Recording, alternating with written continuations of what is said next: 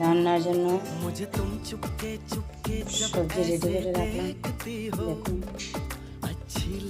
এদিকে আলু এইভাবে কেটে কেটে রাখলাম। শাকের লাই শাক, নিরামিষ লাই শাক কাটা হয়ে গেছে।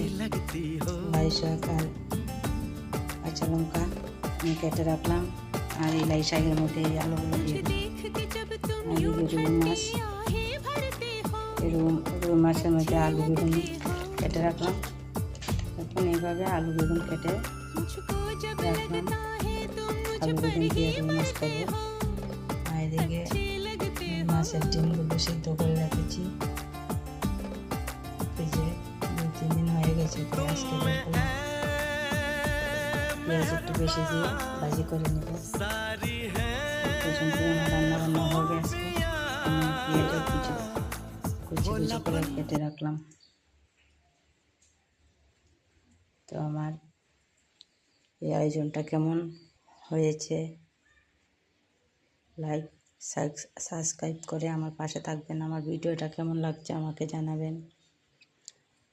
লাইক করলে খুব ভালো লাগে, কমেন্ট করলে ভিডিও বানাতে আরও খুব ভালো লাগে, উৎসাহ বাড়ে।